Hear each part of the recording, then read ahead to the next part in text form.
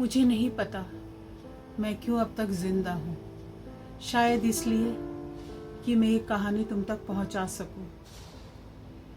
अगर मैं चुप रही तो शायद किसी लड़की की जान खत्म हो जाए, वो अपनी जान गंवा बैठे।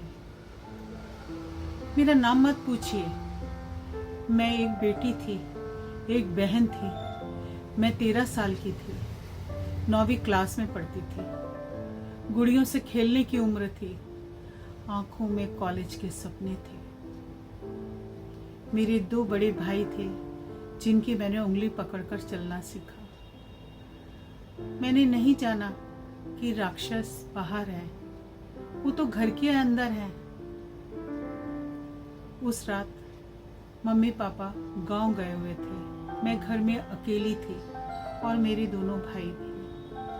उन्होंने कहा, डर लग रहा है, हमारे कमरे में सो जा। मैं हंसी और हाँ कह दी।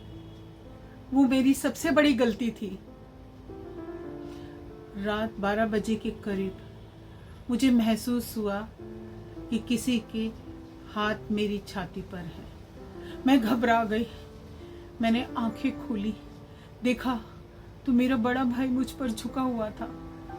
मैं चीखने वाली थी कि मेरे दूसरे भाई ने मेरा मुंह दबा लिया और बोला, किसी को कुछ बताया तो तुझे जान से मार देंगे।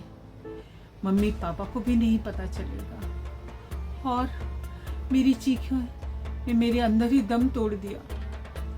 मेरे साथ उन्होंने वो सब किया जो मैं आपको बता भी नहीं सकती या बताने लायक ही नहीं रही। मैं खून से लथपथ थी, शरीर कांप रहा था, पर उनकी आंखों में कोई पछतावा नहीं था। वो कह रहे थे, अगर तूने किसी को बताया तो हम खुद को जिंदा गाड़ देंगे।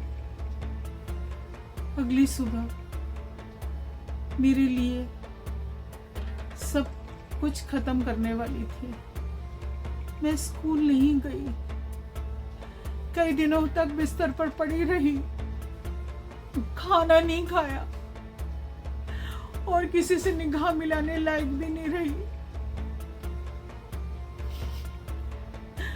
और बस एक रात ने मेरी पूरी जिंदगी खत्म कर दी। माँ ने पूछा, क्या हुआ है तुझे? मैं चुप रही। मैं डर गई थी कि अगर मैं बोली तो वही सब कुछ होगा। पर मेरी जब हालत ज्यादा बिगड़ने लगी तो माँ मुझे डॉक्टर के पास ले गई और वहां सब सामने आ गया। मेडिकल रिपोर्ट में बताया कि मैं अब वो बच्ची नहीं रही जो थी। पुलिस पकड़ कर ले गई। कोर्ट में केस चल रहा है। लोग कहते हैं तूने भाइयों को फंसाया है। कौन समझाए, ये एक लड़की की कहानी नहीं है, ये उन हजारों बेटियों की आवाज है जो घरों में नोची जाती है और चुप है। अगर आप भी ये कहानी सुन रहे हैं तो अफसोस मत कीजिए,